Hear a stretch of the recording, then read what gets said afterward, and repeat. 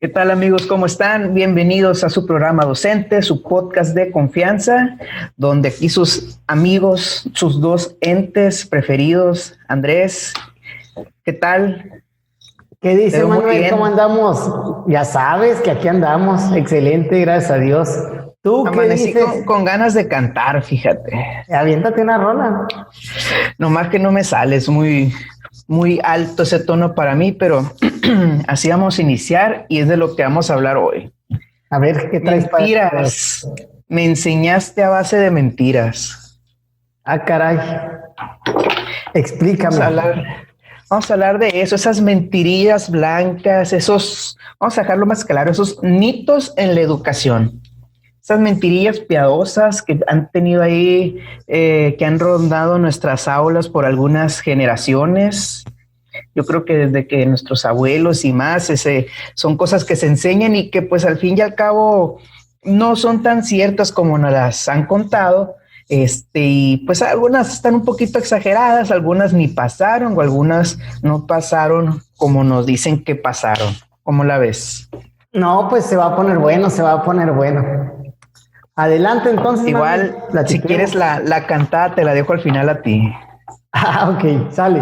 La cantada de Amanda Miguel. Pues no, Andrés, eso iniciamos, fíjate. No sé si te pasó, ¿no? Pues una vez que creciste en edad, que creciste en madurez, en muchas cosas, que ampliaste tus conocimientos, que te diste cuenta que algo que te habían enseñado, si no saqué a la primaria, que algo que te habían enseñado en la primaria, en la escuela, resultó no ser tan cierto como te habían dicho, o resultó no ser de esa manera, o simple, sencilla y llanamente, era una vil, cruel mentira. Podemos partir de ahí, ¿no, Manuel?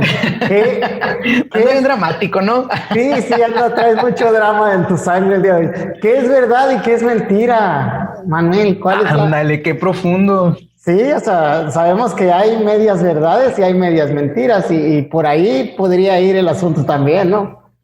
Pero sí, efectivamente yo creo que en la enseñanza, principalmente en los hechos históricos, hay situaciones y cosas que se enseñan de alguna manera, a lo mejor con alguna intención, no tanto con la verdad absoluta, porque en realidad la verdad absoluta no existe.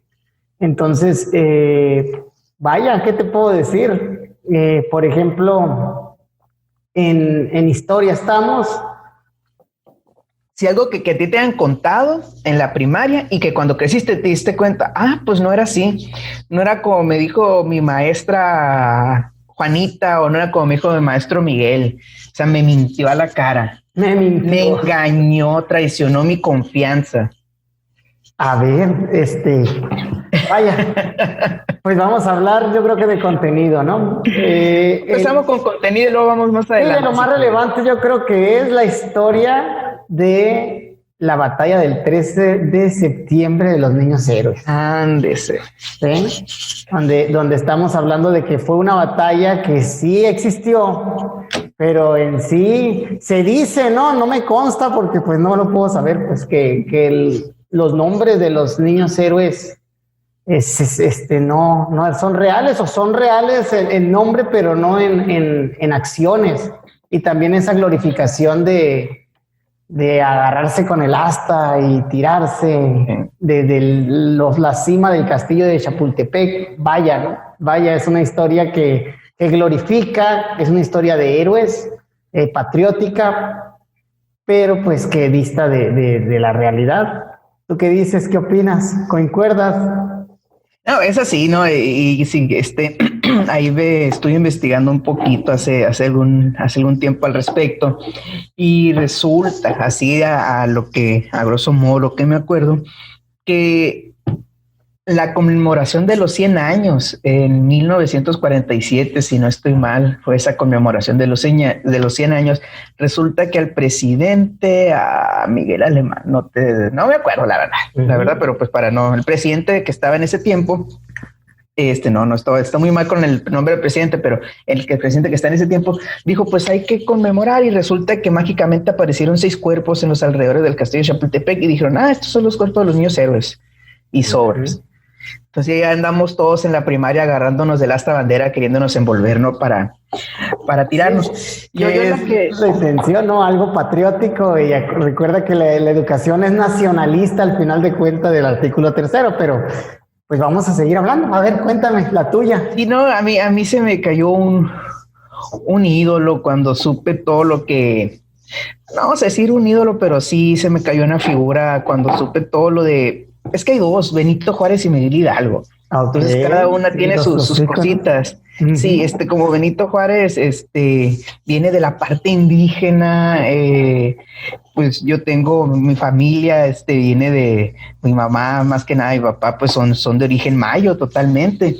Entonces era la historia de mi mamá, no, Benito Juárez siendo un indígena salió adelante y todo, y te das cuenta que Benito Juárez realmente no apreciaba, por no decir que despreciaba sus orígenes indígenas, y realmente no hizo nada por los indígenas y muchas otras cosas, ¿no? Que sí, entonces, pues sí, me sentí igual que tú cuando me enteré que mis maestros me mintieron a la cara. Ok. Pero pues ya entrando en estos mitos, a ver, ¿cuáles crees que sean los más comunes? Pues yo creo que así como dijiste, los más comunes son los históricos. Sí. ¿Por qué? Porque se puede a lo mejor jugar o contar la historia de diferentes maneras, como dices, la verdad no es absoluta. Pero aquí a lo mejor yo destacaría dos tipos de mitos en lo histórico. El mito por equivocación, okay, y el mito que se hace con una intención, como bien decías tú. Con una intención. Entonces, de nacionalismo, ¿no? Más que nada. Ándale. Por ahí. Sí, un ejemplo de un mito, a lo mejor por equivocación o por descubrimiento más tarde, pudiera ser lo de Cristóbal Colón, que mucho tiempo se pensó que Cristóbal Colón fue de los primeros en llegar a América, o la primera persona en llegar a América, así que venía del otro continente, y resulta pues que se descubrió que los vikingos y había otras poblaciones que habían llegado. Ese vamos a dejarlo como un error, a lo mejor por descubrimiento, porque era con los datos que se contaba. Que así podemos tener varios, que eso está padre, no es parte de la misma ciencia y de la educación de ir aprendiendo. Fíjate que esto que sabíamos, pues cambió, no era así a raíz de descubrimientos, a raíz de aprender más, pero lo preocupante yo creo que sería el otro lado, aquellas partes que han intentado, pues jugar con nuestra imaginación, nuestras ilusiones, y ahí es donde pues ya mencionaste uno, ¿no? Muy interesante, el de los niños héroes. Con nuestros sentimientos, Manuel, con nuestros sentimientos. Sí. Oye, ahorita que mencionas a Benito Juárez, nomás para abordar, tú recuerdas que se tornó mucho la educación juarista también, o sea, en un sentido muy, muy patriótico, pero también de glorificar a ese personaje como tal, que vamos a decir, aquí no vamos a juzgar ni decir, simplemente que los personajes históricos al final son personas y tienen aciertos y tienen errores, y tuvieron una vida normal, pero al momento de llegar a ser personajes históricos, ahí es donde se torna, ¿no? Ya cuando una persona se vuelve un personaje, ya se glorifican ciertos aspectos, y también se tiene la contraparte, también se deben de maximizar ciertos defectos, ¿no? Debe de tener como que un contrapeso, y vaya, se pone muy buena la cuestión ahí como Benito Juárez, con Miguel Hidalgo, que ya lo mencionamos. A mí no sé cómo se te cayó de la gloria, tengo la intención ahí, Miguel Hidalgo, no sé si es por la parte de buscar, al ser el mestizo, buscar ciertos privilegios, pero fue un revolucionario. Bueno, desde mi punto de vista, fue lo que hizo por la independencia de México, pues estuvo bien, pues. No, sí, lo que hizo, pero no fue su intención, ¿no? O sea, te dice Miguel Hidalgo, un cura y todo, te das cuenta que Miguel Hidalgo tenía muchos vicios, es su parte personal, pues, o sea, su parte humana. Sí, que tenía hijos por todas partes, que inicialmente su intención era, como tú dices, conseguir privilegios para él, no para los mexicanos, porque él seguía siendo un español, pero no era peninsular. Entonces él quería estar a la par de los españoles peninsulares que no gozan con los mismos derechos. Te das cuenta que para conseguir la lucha o el apoyo, pues era ok, vamos a invadir, pero ustedes hagan lo que quieran con todo, destruyan, roben, violen lo que tú quieras, pues. O sea, muchas cuestiones así, pues más allá que, obviamente yo entiendo que hay un nivel de niños en el que no te pueden contar eso, ¿no? Pero pues a medida que vamos creciendo ya ya se debería matizar. Y ahorita que me dijiste, ando con todo, me acordé de dos canciones nomás, cuando dijiste de las verdades a medias, creo que ya te lo había dicho anteriormente, la mitad de una mentira no es la verdad, de Hash, y la otra, la de Soy mujer con defectos y virtudes, ahorita que dijiste los personajes, entonces... Sí. Y yo te voy a citar a Arjona, como toda la vida. A ver. Una mentira que te haga feliz vale más que una verdad que te amargue la vida. Híjole. Entonces, ahí va la intención también. Cuando estás educando a un pueblo, tienes un sentido de educar a una nación, pues tienes que meter de cierta manera algo que te diga que como mexicano eres bueno, pues eres el macizo. Digo, ya deberíamos estar entrando a un sistema educativo donde educáramos para el mundo y no nada más para el país, ¿no? Que ese también es otro tema. Pero regreso a la pregunta que me hiciste, vuelve a hacer porque no recuerdo cuál es. Sí, no, o sea, que ¿cuáles son los mitos o mentiras más famosos o más comunes que se enseñan en la escuela, en la primaria, vamos a decir? Ya mencionamos algunos, ¿no? Los niños héroes, mencionamos lo de Benito Juárez, o si quieres indagar más en uno, lo de Miguel Hidalgo que estabas mencionando. La conquista española, o sea, cuando llegaron los españoles aquí, tiene un sentido muy paternalista, ¿no? De que llegaron los españoles a educar y a civilizar, como si no hubiera civilización aquí. Esa parte, o sea, ya se empieza, siento yo, que la podemos trabajar de diferente manera. Y también saber que los españoles, pues, venían, desde un sentido histórico, venían con más armas y con ciertos elementos. Aquí era demasiado limpio para los microbios que ellos traían ahí. La mayoría de las personas murieron, no me acuerdo si fue el 70% de personas que murieron por los virus, que vinieron y se escaparon, y cuando ya regresaron los demás, pues ya llegaron a agarrar un pueblo debilitado. Que bueno, tampoco vamos a glorificar lo que se hacía aquí, también había sacrificios humanos y otro tipo de cuestiones. No es como que hay que pelear entre culturas, sino que analizarlo desde todos los puntos de vista posible para poder crear un pensamiento crítico y reflexivo. Yo creo que por ahí va la enseñanza de la historia más que nada. Fíjate que yo lo tengo al revés que tú. O sea, tú dices que te enseñaron como que los españoles vinieron a salvarnos, ¿no? Vinieron a educarnos y todo. Y ahí me la enseñaron diferente. O sea, ahí me enseñaron que los españoles eran los malos, que nosotros, todos los pueblos mexicanos, los pueblos indígenas, prehispánicos, eran nobles, eran muy buenos, todos estaban en paz y armonía, agarrados de la mano, cazando guajolotes y así, hasta los guajolotes llegaban bien felices, cómeme, así me la contaron a mí, pues, y que los españoles los malos. Entonces, ahí yo creo que hay un toque que tiene mucha relación, que tendrá que ver con el maestro, ¿no? De la práctica educativa del maestro que nos enseñó, de cómo nos los vendió, ¿no? A lo mejor el mío era español. el mío era, pues tenían antecedentes indígenas y por eso, ¿no? O tiene, creo, como dices, como te identificas, a lo mejor es cierto. Si tú te identificas con la parte que no fue favorecida, la parte que fue oprimida, pues por supuesto que tú vas a ver a los españoles como algo malo. O si tú te identificas en la parte opuesta, en el sentido de que, bueno,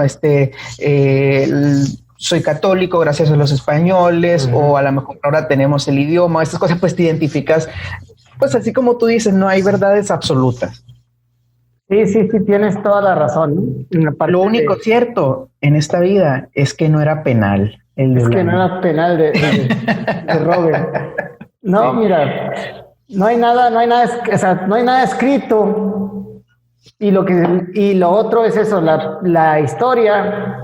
Pues se escribe la historia oficial, o la historia en realidad se escribe por la parte que gana, pues. La historia se hace en las guerras y la parte que gana es la que pone cómo sucedieron las cosas, ¿no?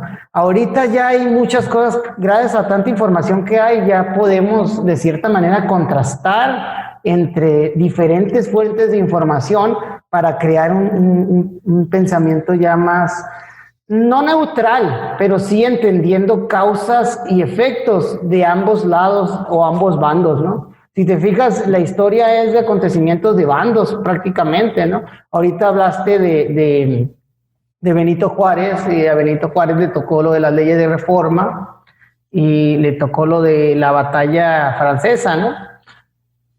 Creo, no estoy muy seguro, pero bueno, no pecaré de ahí. Ya hablamos de la conquista, los españoles y prehispánicos.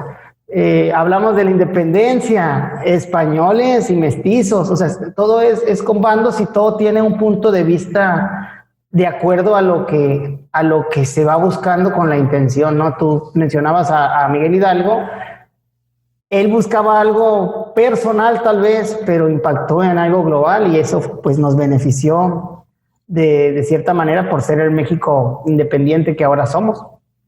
Sí, lo curioso es eso, ¿no? Volvemos a las aulas. Lo curioso es que en las aulas, y ahí es donde yo entraría a la práctica, ¿qué tanto favorecemos a la memoria en vez al pensamiento crítico que estamos hablando, de contrastar fuentes de información, de hacer las preguntas correctas y no tanto cómo se llamaba el cura que liberó a nuestro pueblo, o cómo se llamaba, o sea, nombres, en qué año lo hizo y fechas, que si bien es importante conocerlas, no son lo relevante de los aprendizajes en la historia, ¿no?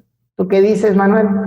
Sí, y como dices, de la cuestión de los bandos, siempre nos han hecho tomar un bando. No sé si a ti te pasaba, pero cuando hablábamos de conservadores y liberales, o sea, siempre los niños, los alumnos, éramos de la parte del pueblo oprimido que buscaba liberarse. O sea, nos ponían así como cuando tú juegas un videojuego, ¿no? Que tú puedes ser de este lado o del otro. Nos ponían siempre en el lado oprimido.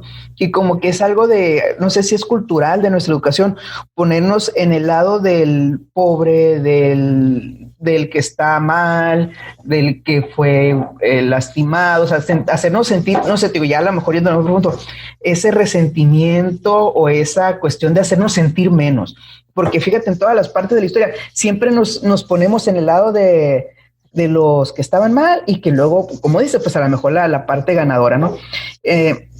También ahorita que mencionabas, pues, la cuestión de la Revolución Mexicana. O sea, también, es que, o sea, los que estaban en el poder y nosotros, el pueblo que luchamos contra ellos cuando era aliado, pues también la Revolución Mexicana no eran que todos estaban unidos, eran cada quien luchando por su lado, incluso los mismos revolucionarios luchaban entre ellos y fueron movimientos que generaron. Y me llama la atención eso, o sea, cómo nos llevan a un bando. Nos llevan a ese bando y tenemos buenos contra malos. Y en esta cuestión de buenos contra malos, pues yo creo que tenemos tenemos dos villanos principales en nuestra historia, ¿no? A ver si me adivinas, los dos villanos principales para mí, ¿no? De nuestra historia. ¿De quiénes crees que hablo? De aquí de la historia mexicana. Sí, los dos villanos principales. Pues a ver, serían los españoles uno. No, pero de personajes. De personajes, Porfirio Díaz. ¿Y quién más? Porfirio Díaz y... A ver. Bueno, tenemos tres, pero... Pues mira, se me viene a la mente Porfirio Díaz porque es de la Revolución, ¿no? Sí. No sé, si vamos a Historia, Maximiliano de Habsburgo era contra Benito, ¿no? ¿O no lo tienes ahí entre tus villanos? No, mira, te voy a dar una pista. Santana. Ándale, venció México. Sí. Santana. Y el otro villano tan grande era mujer. Era mujer. La Malinche. Ándale. Ponme 10, me lo supe los tres. Sí, no, pues ya te voy a decir por qué no, la Malinche por traicionera, sí. Santana porque vendió parte del país y Porfirio Díaz pues porque es como la dictadura que hubo aquí en nuestro país, que tiene muchos lados buenos el Porfirio, don Porfirio. Don Porfi, vas a decir. Y Don Porfi impulsó el ferrocarril y hubo mucho progreso. Desgraciadamente también había mucha diferencia en las desigualdades que había Y bueno, eso lo impulsó a que se generaran la revolución, las pequeñas guerrillas que hubo por el norte, por el sur, por el norte con Pancho Villa y por el sur con Emiliano Zapata. Pero vuelvo al punto, ¿no? Vuelvo al punto ahí con la parte histórica. Tú lo mencionas, hay bandos o se forman bandos para crear esta narrativa en la que te cuentan una historia como un relato donde vienes desde abajo, y creo que ahí va en algo cultural. Tú lo decías y yo te lo confirmo, que lo pienso que es así, que viene desde abajo y que al final hay un vencedor. Y esta narrativa no es una narrativa solamente de la historia en las aulas, es una narrativa cultural en nuestro país, y ahí están las telenovelas de ejemplo, ¿no? Las telenovelas es siempre la sirvienta, la pobre ahí, que se enamora del riquillo ahí, bueno, ya no sé si son esas novelas, ¿no? Pero esas eran las novelas que nosotros nos tocó ver, ¿no? Sí. Y si te vas más atrás, las películas de Pedro Infante, y ahí está esa misma narrativa de venir desde abajo a lograr algo que quieres, ¿no? Pero contado con esos pasos, con esa secuencia, ¿no? Que te haga sentir como que poderoso de que puedes hacerlo, pero al mismo tiempo que también sepas que ahí estás bajita la mano, ¿no? No sé si piensas igual o qué opinas tú. Totalmente de acuerdo, y llegaste a otro punto que, híjole, aquí, yo soy ¿cómo se dice? Enemigo asiduo de las telenovelas de Televisa y todas esas cosas, las películas también. O sea, mencionaste las novelas, pues están las Marías, María Marimar, María Mercedes, todas las Marías. María la del Barrio, las películas, como bien dices, y es eso, o sea, nos hemos puesto, o la educación nos ha hecho, somos los pobres. Los mexicanos somos los pobres buenos que buscan salir adelante, y aquellas personas que por alguna razón han tenido logros o han tenido dinero son malos. Y así es una cuestión cultural que ya tenemos. Y esa cuestión cultural, hablábamos de los valores, nos lleva a romantizar muchas cosas, nos lleva a romantizar el robo, nos lleva a o sea, al cabo tienen mucho. O sea, nos lleva a una idea del Robin Hood, que cuando realmente es robar, pues. O nos lleva a ese conformismo. Pues es que como toda la historia en México hemos sido pobres, todos nuestros héroes fueron pobres, todo el pueblo fue pobre. Si yo soy pobre, o sea, pobre me refiero en cuestión a lo mejor mental, laboral, económica, el no querer salir adelante, el no querer estudiar, todo eso. En esa cuestión me refiero. Si yo soy así, pues no pasa nada porque todo México es así. Uh-huh. Sí. Que a lo mejor la intención, como te dice, era buscar, mira, Benito Juárez está muy claro que la intención de inculcar en los niños que no importa de dónde vengas, puedes llegar a ser presidente de México. Uh-huh. O sea, está muy padre, y creo que aquí estamos entrando en el punto principal, pues, de por qué y para qué se crearon estas mentiras históricas. Entonces, Benito Juárez está muy claro. Lo que no me queda tan claro es la cuestión de los villanos. Porque, como bien dices, Porfirio, o sea, obviamente no todo lo que hizo fue bueno, pero tampoco no todo lo que hizo fue malo. Y hubo muchos avances. No me voy a poner aquí a defender a Porfirio Díaz, no, pero a lo que voy, nos los han puesto como el malo siempre. Uh-huh. O sea, el que trajo inversión extranjera, malo. El que generó el progreso, malo. Incluso hasta veíamos el progreso como algo malo. Y en cambio, bueno, hasta ahí sí, ¿no? Yo tengo, por más que ya sé que Santana no era tan malo, como sea, no me puedo sacar de la mente que fue cobarde. Uh-huh. Y eso te pone el lado también contrario de que es que tú no seas cobarde, no seas un vendepatrias, no seas todo eso, pues, o incluso, fíjate, no cedas ante el enemigo, ¿cómo se puede decir? El amor tóxico que lo tenemos aquí en el norte. O sea, tenemos una relación muy tóxica, amor-odio con Estados Unidos. Uh-huh. ¿Por qué? Porque sí, siempre nos hemos beneficiado, pero es el que siempre nos ha oprimido. Entonces, se genera toda esa cuestión que yo siento que es muy importante, pues, ok, ya sabemos que hay matices o estamos decantándonos por ciertos lados, pero ¿para qué y por qué se crearon esas mentiras históricas? Oye, Manuel, hablando de Santana, nuestro camarada Santana, oye, sí. ¿Tú crees que, o sea, a ti te hubieras preferido que hubiera muerto como un valiente peleando a lo que hizo, ¿no? Pensando que a lo mejor peleando o sabiendo que peleando iba a perder, y que probablemente no hubiera sido la mitad del territorio, a lo mejor hubiera sido 3/4 partes, ¿no? O sea, es un supuesto, ¿no? Sí, mira, es que aquí hay que irnos un poquito antes.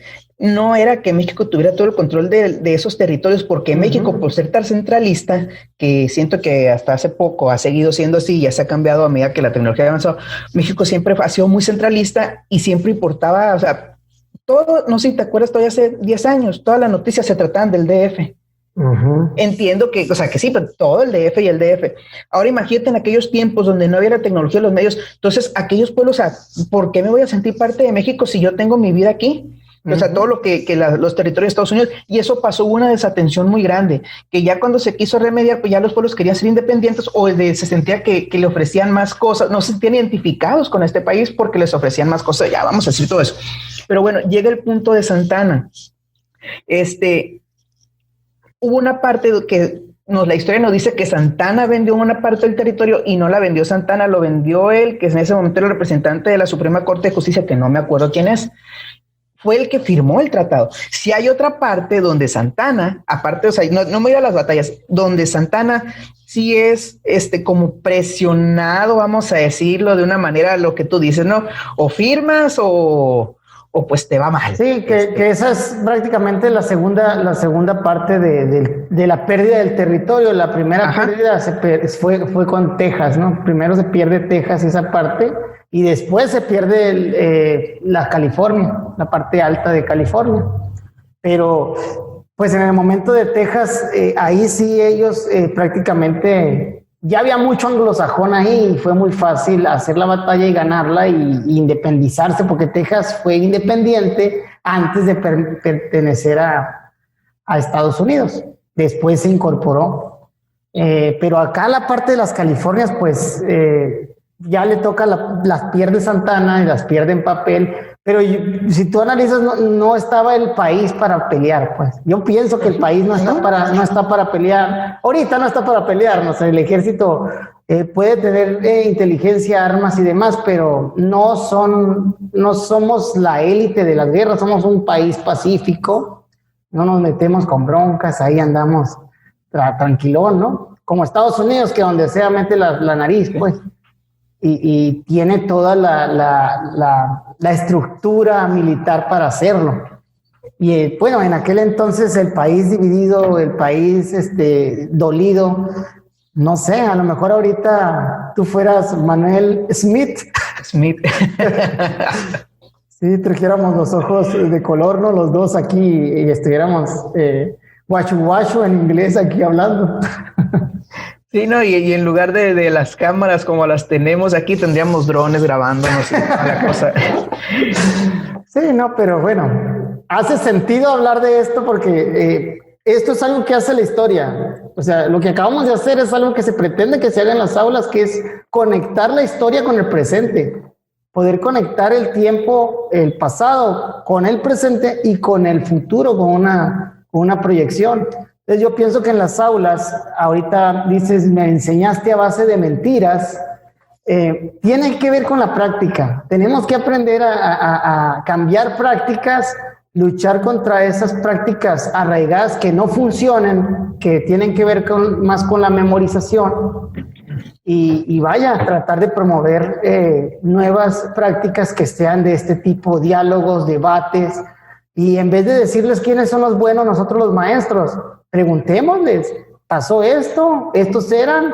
¿Qué querían? Investiguen, no sé, siento que por ahí pudiéramos cambiar, hacer un pensamiento más crítico y transportarlo a lo actual. O sea, porque actualmente también hay bandos, también hay ideologías y se están tomando decisiones que cambian las vidas de nosotros, todas las personas.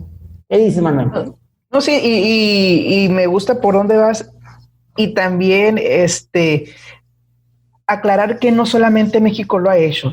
Muchas culturas enaltecen a sus héroes y les agregamos hasta de más. ¿Por qué? Por la cuestión de que hay que fomentar el amor a la patria, hay que fomentar los valores cívicos, la identidad nacional. O sea, no digo que esté mal, está bien, porque hay cuestiones que a un niño no se le puede hablar tan de golpe, no puedes hablar de muchas cuestiones tan crudas, porque eran guerras, no nos olvidemos de eso. Benito Juárez también mandó a matar gente. O sea, son cuestiones que a lo mejor de un inicio no podemos hablarlas con los niños que primero, segundo, tercero, cuarto, a lo mejor todavía, ya a quinto, sexto en adelante, ya puedes ver esos matices y ver, ok, fíjate, hizo muchas cosas buenas, pero recordemos, como tú dices, estábamos en un periodo de guerra, tuvo que tomar estas decisiones y ya no nos quedamos con esos santos héroes mexicanos que tenemos aquí. Y me gusta, pues, a dónde vas y en la cuestión de las prácticas. Y aquí tú sabes, ¿no? Y te lo comenté alguna vez hoy. Tengo, no sé si decir fan, pero me apasiona mucho todo lo que es la parte de Corea del Norte. Creo que entonces estaba viendo hace mucho, pues, todo lo que cree la gente de sus líderes. O sea, son cuestiones que pues, ¿cómo te digo? O sea, su líder casi nació hablando, nació caminando, él ha escrito tantos miles de libros, nació en un momento cuando la luna, o sea, todo muy, que tú dices, ay, qué simples. Y luego lo trasladas aquí y dices, pues no andamos tan lejos. O sea, aquí sabemos que no son así, pero pues no andamos tan mal en ese tipo de cuestiones. Pero bueno, sabemos que es eso que dijimos, fomentar identidad nacional, generar modelos de conducta en los ciudadanos, el que salgas adelante, evitar modelos de conducta de vendepatria, de cacique, todo eso. Pero bueno, vamos a irnos a eso que tú dijiste y que me llama la atención, los otros tipos de mitos o mentiras que tenemos en la educación. A lo mejor despegándonos un poquito ya de los mitos y mentiras históricas. ¿Qué otros mitos tenemos o mentiras en el aula, en nuestras prácticas, o sea, incluso en la cultura docente? Aquí te voy a preguntar, Manuel, ¿y tú qué hubieras hecho, no? No, sí, mira, ¿qué hubieran hecho ustedes? Sí, ¿qué hubieran hecho ustedes? Bien, otros mitos. Aquí me gustaría hablar de la memoria, Manuel. A ver. ¿Qué tanto es en la práctica docente importante favorecer la parte de la memoria? Entendiendo que la memoria es una capacidad de nosotros, de nuestro pensamiento, de los humanos, y que sirve para muchas cosas en realidad, pero qué tanto hay que favorecer esa parte de la memoria. Te digo mi punto de vista, ¿no? A ver. La memoria como capacidad, es bueno fortalecerla, es bueno que se practiquen, vaya, a lo mejor juegos, memoramas y demás cosas que la hagan estar despierta y que te hagan que la tengas activa y seas capaz de irla mejorando. Yo no satanizo la parte de la memoria, pero tampoco la glorifico. O sea, no creo yo que sea lo más fundamental. Y ahí ataco a la parte de los hechos, por ejemplo, los hechos históricos. Sí es bueno saber la fecha, pero de nada nos sirve que el niño esté aquí 16 de septiembre, Día de la Independencia, ya nomás para su examen, pues, o nomás para tenerlo ahí, cuando no reconoce las consecuencias, las causas que lo llevaron a cabo. Voy a la independencia, me voy a ir a otro apartado. Favorecer la memoria también tiene que ver, en el caso de la enseñanza de la lectoescritura, a favorecer el método silábico, por ejemplo, en el cual haces que el niño memorice los sonidos, que es bueno porque es algo que le va a enseñar y va a ser rápido, memorice los sonidos de letras y de las vocales, de consonantes y vocales, y ahí juegas con ellas para ir creando las palabras o para que el niño las pueda ir decodificando. Entonces, la memoria favorece un aprendizaje rápido en cuestión de la decodificación y en cuestión de la escritura, desde mi punto de vista, pero si nos vamos a la parte de la comprensión, el niño te va a leer y no va a saber qué dice. Entonces, como te digo, no la glorifico. Siento que, por ejemplo, si me voy al método silábico de enseñanza, para mí sería un método emergente para niños que ya pasaron por la edad que ocupaban y pues necesitan algo rápido para tratar de compensar, pero nada más, ¿no? Voy con la memoria. ¿Tú qué opinas? Aquí vamos a, como ya el destripador, no vamos a irnos por partes. Lo primero mencionaste la memoria, pues sí, coincido, o sea, es algo que tienes que desarrollar. Es como decir que por el hecho de ser futbolista, no vas a desarrollar la fuerza de tus brazos. es algo que complementa tus movimientos. O si bien es lo que vas a utilizar de manera primaria o lo que vas a utilizar más en el caso, no hablando de la analogía del futbolista, pero pues es lo que te ayuda a mantener el balance, lo que te ayuda a tener fuerza, o sea, te da un extra. En el punto que dijiste, de las cuestiones de los métodos emergentes, cierto, es que también me gusta eso, pues hemos satanizado muchas cosas, como tú dices. Uh-huh. Entramos con un enfoque nuevo, constructivismo, y nos ponemos, no, ya memorización no. Oye, como tú dices, es algo importante también, y también hay que entender que no todos aprendemos de la misma manera. Decía un maestro, y saludos al maestro Bernardo, que decía, nos enfocamos tanto en el método que nos olvidamos del niño. Y hacemos eso. Hay niños que el método no es para todos, los métodos no son para todos. Si vamos a centrarnos en el niño, hay niños que tienen que fortalecer su habilidad de la memorización, y hay niños que a lo mejor con un método global no se les da por las razones que sean, y ahí es donde entras con un método emergente como pudiera ser el silábico de 20 días, lo que tú quieras. Entonces, y la tercera parte ya se me olvidó, fíjate, que te dije que 3 partes, me acordé de 2. La tercera, perdón. Y pasa igual con la lectura también. A lo mejor la parte de la lectura, no sé si a ti te dijeron, yo me acuerdo mucho en la normal, el niño lo que lea, con que lea. Ok, sí, recuerdo que lo mencionas, lo que lea, con que lea. ¿Y qué opinas? Pues me da pena no decir aquí porque me voy a evidenciar, pero pues, o sea que sí, cierto, está bien para que un niño inicie a leer, obviamente le tiene que interesar las cosas, o sea, algo que sea de su interés. Los niños chiquitos que hacemos, pues les leemos cuentos, ¿no? Cuentos y les gustan, pero no puedes tener a un niño a medida que avanza de 8, 9, 10, 11, 12, 15, 20 años leyendo solamente Condorito y el libro vaquero. Uh-huh. Sí, te digo, me voy a evidenciarla. A quien nos escuche de 15 años, ¿qué es Condorito? Sí. Es como el Shuti, pero en una caricatura. Bueno, de fregadera no dijiste Memín Pingüín. No, el Shuti es un rapero ahí, ¿no? Tío, se parece por la nariz. Te digo, y nos quedamos tan así eso que no le damos importancia a lo que leemos. O sea, tenemos con que lea lo que lea, con que lea lo que lea. Pues sí, pues resulta que en nuestros hogares mexicanos sí se lee el TV novelas. Bueno, o a medida que vaya pasando el TV Notas, o sea, dejamos algo o nos quedamos con una idea de que lea, que nos importamos cuál es el fin de la lectura. Uh-huh. O nos olvida la importancia de la lectura. Ahora, estamos satanizando últimamente mucho todo lo que es la parte tecnológica. O sea, por un lado, si es en la escuela, sí, las tecnologías son muy buenas, wow, sí. Pero si es en la casa, no, las tecnologías son muy malas.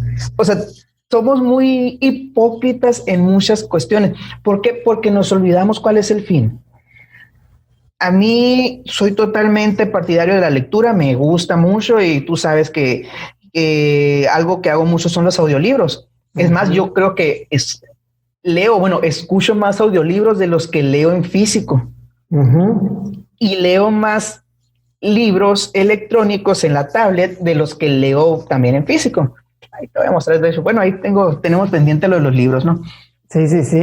Pero cuando tú olvidas cuál es el fin de la lectura en los niños, en los adolescentes, te quedas con una idea parcial, porque es cierto, es importante que el niño lea lo que le llame la atención, pero en un momento que el niño tiene que ir avanzando en su madurez o en su grado de lo que lee. Entonces creo que esa es una mentira que tenemos muy arraigada también. Pero para no profundizar, porque sé que tienes otros ahí, algunos mitos que te llaman la atención en mitos educativos o nuestras prácticas. Sí, pues ya mencionas el de la lectura, que de verdad que también coincido totalmente, ¿no? Le bajamos a la calidad del contenido. Entonces, si leemos basura, pues en basura es lo que está entrando en nuestras mentes, ¿no?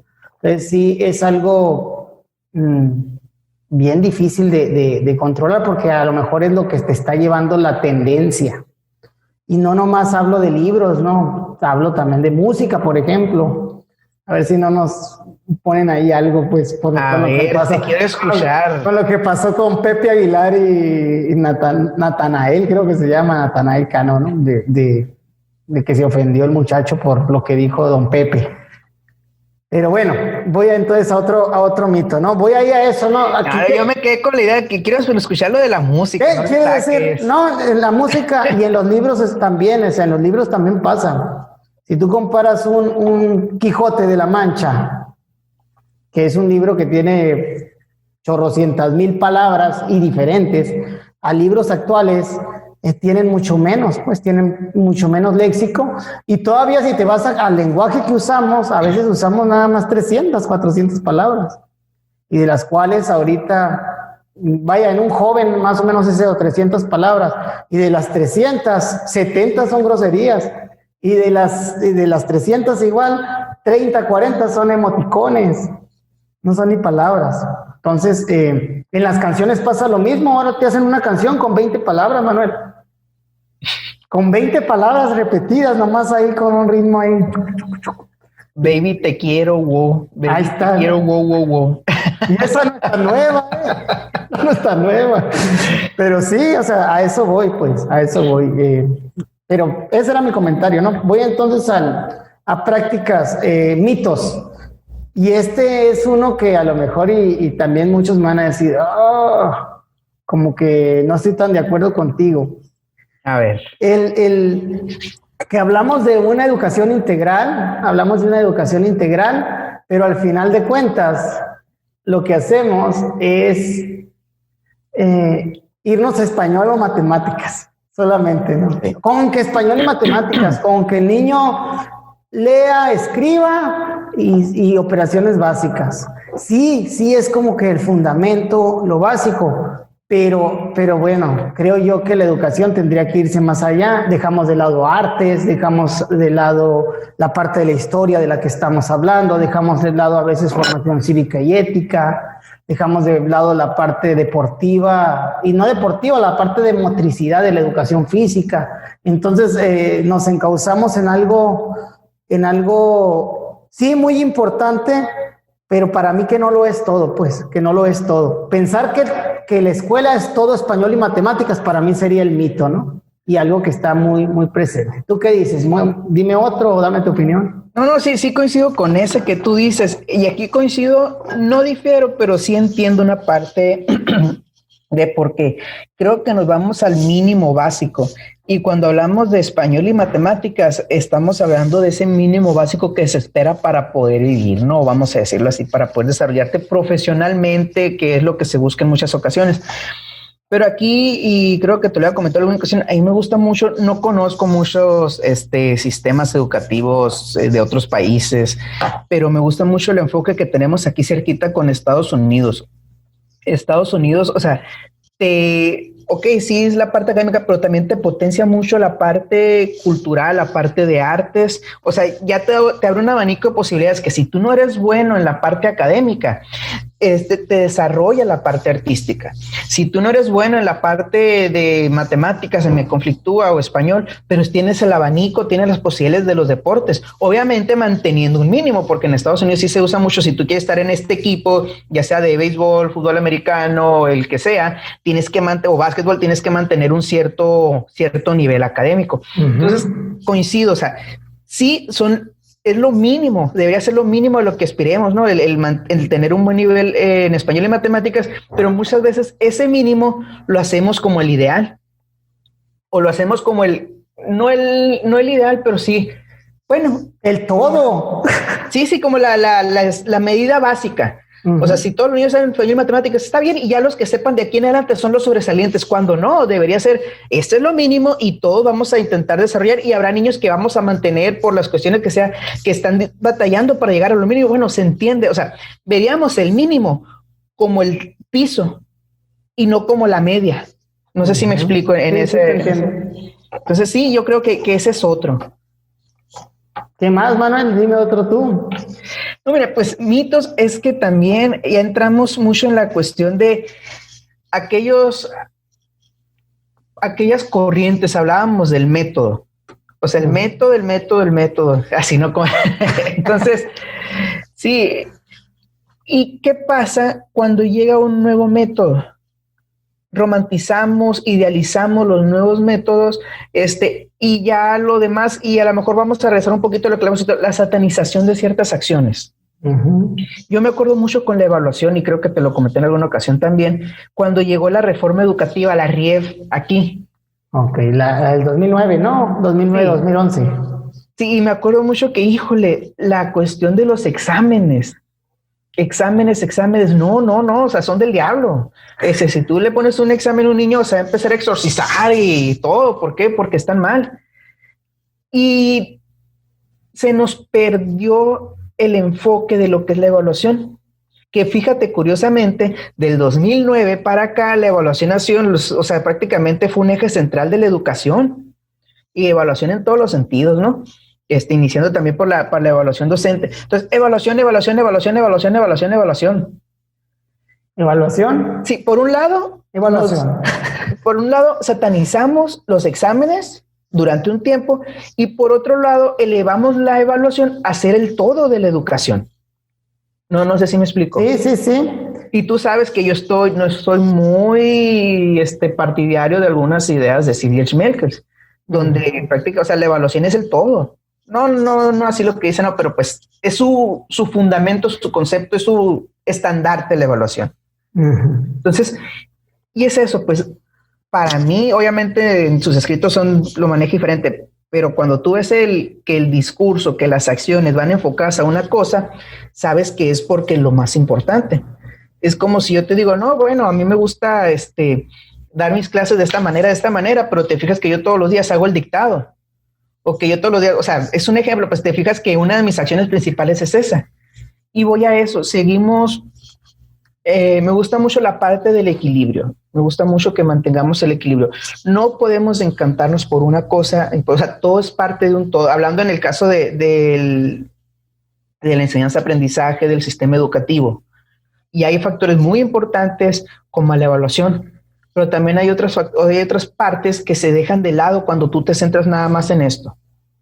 Entonces siento que es un mito en general, no hablando solamente de la educación, de la evaluación, perdón, es un mito o algo que tenemos que romper, llegar por este lado y enfocarnos en esto, y no me importa que el niño, la necesidad del niño aplique o tenga que ser con algunas prácticas que son mal vistas, hablando de dictado a lo mejor, hablando de memorización, como le decías tú, hablando de los algoritmos en las matemáticas, y no lo voy a hacer porque está mal, cuando por ese pensamiento de que está mal, descuido la necesidad real del niño.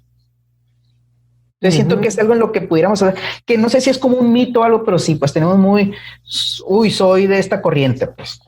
Sí, definitivamente la parte esta que hablas ahorita de la evaluación, que vino con la reforma, al menos en primaria, ¿no? Del 2009 para acá, a tomar una mayor fuerza.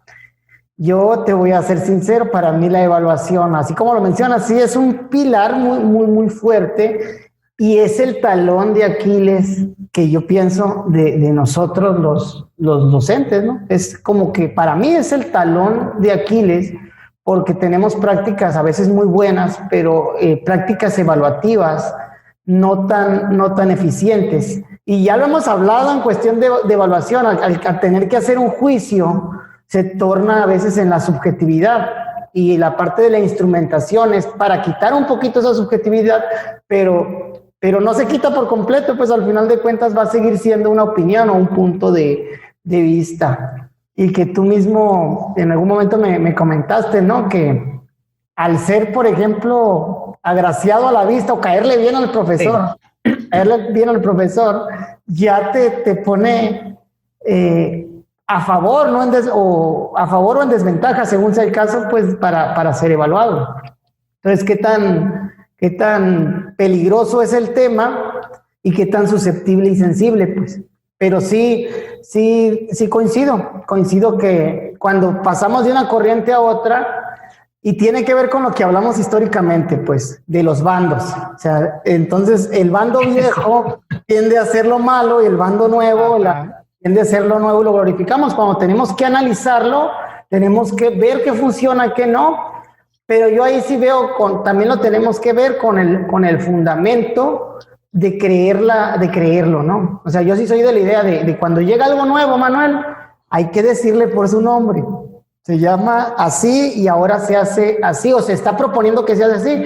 Vamos calando, pues vamos viendo si funciona. Porque mucho de lo que viene, a veces no lo entendemos nosotros como maestros porque estamos en el aula, pero está basado en investigaciones y está basado en cosas que en algún lugar funcionaron, que realmente el problema es ese, ¿no? El problema es que en algún lugar funcionaron, no significa que van a funcionar aquí en México. Para eso tenemos que hacer investigación aquí en México y tenemos que ver si funciona. Y esa es la parte que nos toca, de empezar a hacer las prácticas, empezar a documentar y saber si está funcionando o no para poder dar un dictamen, ¿no? Y dar una opinión. ¿Sabes qué? Yo lo hice así y me funcionó tanto o no tanto, e ir calando y ya, pero muy en el interior de la práctica, ya en lo personal de cada quien, pues vas a tener que hacer la mezcla de lo que te funcione con los alumnos que ahí tengas. Es lo que te tiene que marcar la guía, ¿no? O sea, la guía de qué decisiones vas a tomar va a ser con base en la necesidad de los alumnos que ahí tengas. Y eso lo mencionaban ahora también, por ejemplo, con lo de Aprende en Casa, que a veces los programas o la semana no concuerdan mucho con la necesidad que tienes por reforzar con los niños.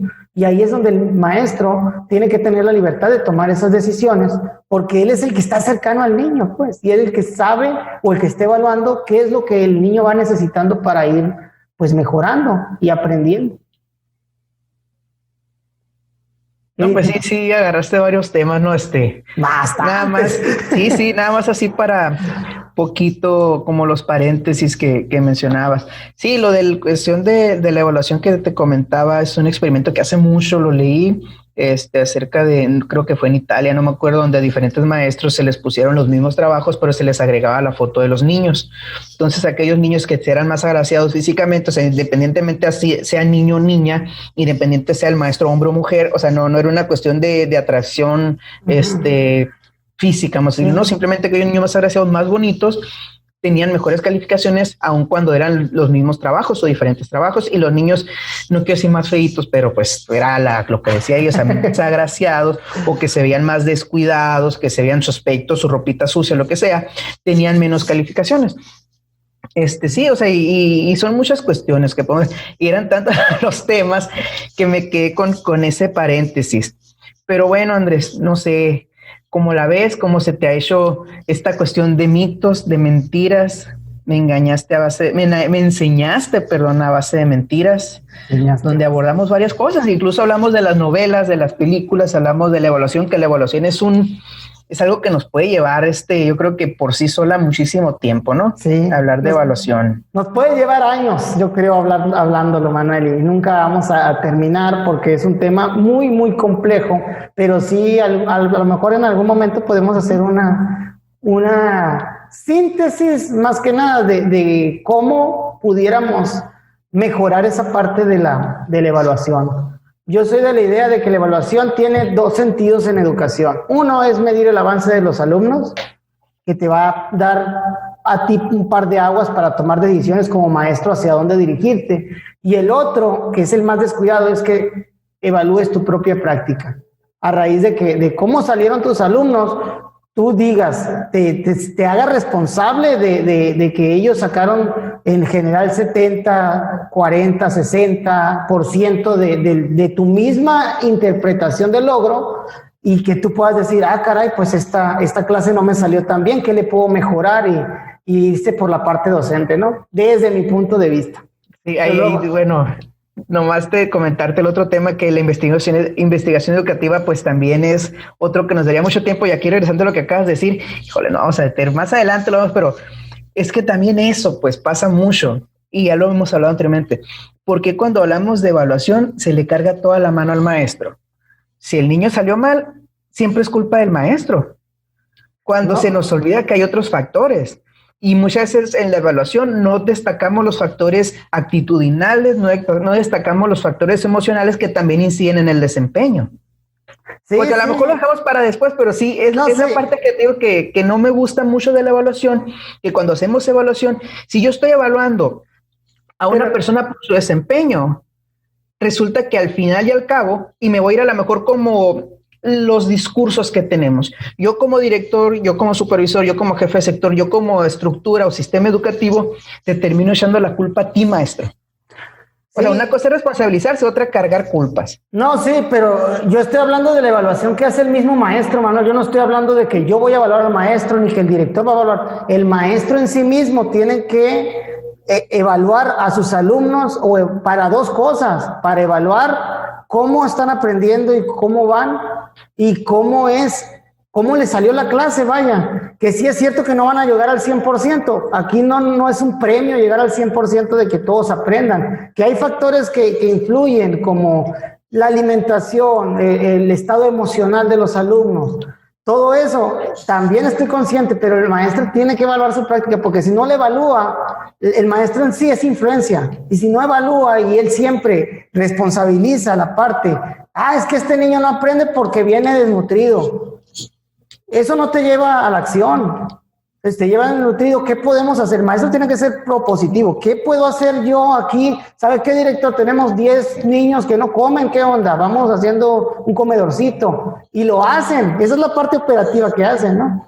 Pero no es la evaluación al docente para yo sentirme bien o mal de si soy bueno o malo. No, es simplemente como una medida para que tu docente estés en un camino de mejora continua, ¿no? Y si es un tema muy extenso, ¿no? Y nos va a llevar mucho tiempo, pero vamos a darle 3 minutos, yo creo, a esto nomás para estar. Pero sí, pero fíjate, o sea, está bien lo que está dentro de las posibilidades y de acuerdo que uno tiene que evaluar su práctica, totalmente de acuerdo que cada docente tiene que evaluar su práctica, ver cómo me salió y ver cómo no. Pero se nos olvida algo, y tú lo dijiste, todos en el sistema educativo, es que, no quiero sonar muy, bueno, ni modo. Pensamos que todos los niños van a llegar al 100 cuando sabemos que no es cierto. En la vida no todos llegan al 100. Pero ¿a qué te orilla el sistema educativo? Que si tú no tienes a tus niños en el 100, eres mal maestro. Si mientras mayor cantidad de niños tengas en los niveles esperados, eres buen maestro. Y mientras mayor cantidad tengas en los que no se puede, en los niveles más bajos, eres peor maestro. Y no es cierto. Seguimos con esa idea de que tenemos niños que son tanquecitos y que el maestro se va a encargar de llenarlos al 100, y no es cierto. No todos voy a usar otra analogía como los carros. Hay carros que te dan 250 kilómetros por hora, que están limitados a 200. Hay carros que te dan 300 kilómetros por hora en Fórmula 1, pero hay carros que te van a dar 60 kilómetros por hora. Ahora, si tú tienes todos esos carros, por supuesto que tu responsabilidad como maestro es que el carro de 60 corra 60, que el carro de 80 corra 80, o sea, que den su máximo potencial. Pero de eso a decir en los instrumentos que usamos en evaluación general, mira, maestro, tienes tantos niños en 7, eres un mal maestro. No, porque no estamos viendo que ese niño de 7 está dando su máximo potencial. O sea, eso es lo que yo voy, pues agarramos la evaluación. O sea, que tú crees que hay niños de 7. Yo me refiero a la cuestión de calificación que se tiene que ver reflejado el desempeño de un niño en un número. Sí, hay niños que su desempeño no va a ser el mismo. El desempeño de Juan no va a ser el mismo de Pedro, porque Pedro tiene a lo mejor factores socioeconómicos más favorecedores, tiene a lo mejor incluso, vamos a decirlo, desde el antes de su nacimiento, fue un niño deseado, fue un niño que su mamá se vitaminó, un niño que sus redes neuronales están más desarrolladas que el otro niño que pasa de nutrición, que el otro niño que fue un intento de aborto, que el otro niño que tuvo una mamá borracha o drogadicta, y que su nivel sociocultural está muy desfavorecido. ¿Y qué hacemos? Ponemos en la misma categoría a ese niño que al otro, cuando no es así. Y la evaluación que tiene que hacer, la evaluación tiene que decir, bueno, este niño, aun con todos sus factores, puede llegar a este potencial, y yo como maestro me voy a encargar que llegue a ese potencial. Pero ¿qué pasa cuando tú, maestro, haces que ese niño dé su máximo potencial y que en un número se ve traducido en un 8 o en un 7, y que en una evaluación que viene externa el niño te sale muy bajo, pero es un máximo potencial, y el otro niño lo estás desarrollando en su máximo potencial también, y resulta que te dicen, no, maestro, fíjate que la evaluación no evalúas bien, no haces esto, y se carga la culpa al maestro. Eso es lo que yo voy, pues la evaluación la hemos usado como una bandera para desacreditar o una bandera para juzgar no solo a su desempeño, sino al del maestro. No, pero bueno, es que estás hablando, a largo plazo te la compro, Manuel, a largo plazo se nota la desigualdad y es un factor que marca pues la diferencia. Pero en el específico, o sea, cuando yo doy una clase y evalúo esa clase, no con un examen, Manuel, sino con los trabajos que hicieron los niños, que ahí yo recopilo y veo qué es lo que se les quedó, vaya, de lo que yo di. Ahí es donde asignándoles un criterio a lo mejor de 4 niveles, de excelente al insuficiente, como la evaluación. Ahí yo, haciendo una cálculo, puedo saber, y creo que los maestros es lo que hacen, puedo saber si la clase estuvo buena o no, ¿no? Entonces, igual las evaluaciones externas te van a dar otro punto de vista distinto. Claro que va a ser ya con la rigurosidad de un instrumento técnico que pudiera tener sus fallas, principalmente el lenguaje para con los niños que yo voy a atender, ¿no? Pero no, la verdad sí, ahí no coincido tanto contigo, porque yo creo que el primero que se desacredita a sí mismo, o a veces uno mismo como maestro lo hace. Te voy a decir por qué siento eso, porque el maestro es una persona que está muy acostumbrada, siento yo, a tratar de hacer las cosas lo mejor que se puede, y desmotiva que no te salgan las cosas. Por eso, que no saquen todos 100, el maestro sí lo siente en su ser de algo estoy haciendo mal y se responsabiliza.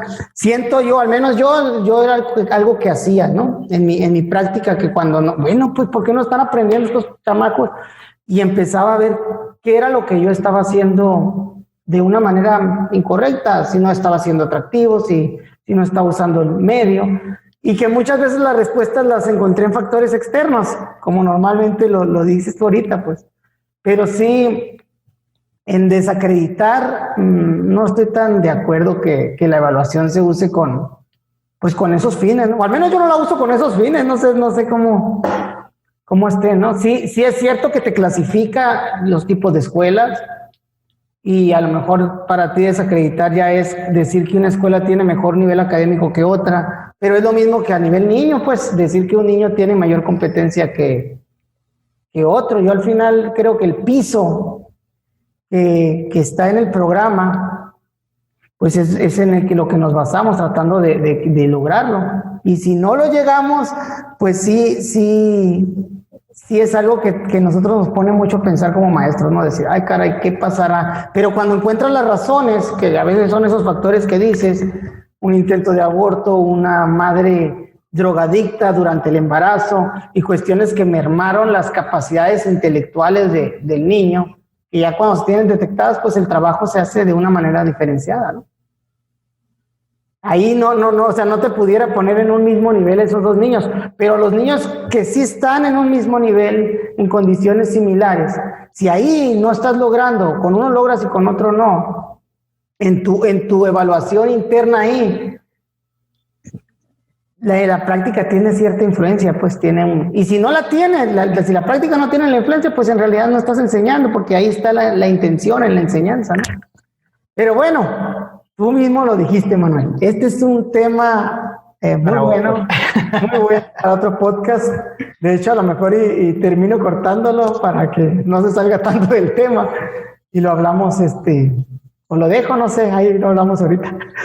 Pues nomás yo quiero agregar algo. Maestra Marisol, una disculpa por lo que dije Silvia Schmeckels. Yo sé que usted nos enseñó mucho la normal, pero no comparto mucho con ella.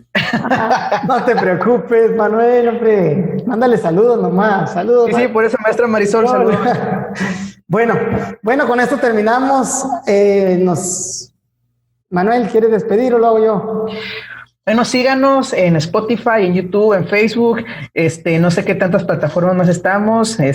Saludos a quienes nos escuchan desde Finlandia, ¿dónde era? Filipinas, de Filipinas. En Estados Unidos, no sé qué estado era. Massachusetts, y a todos, ¿no? Saludos a todos, y cuídense mucho y hasta la próxima.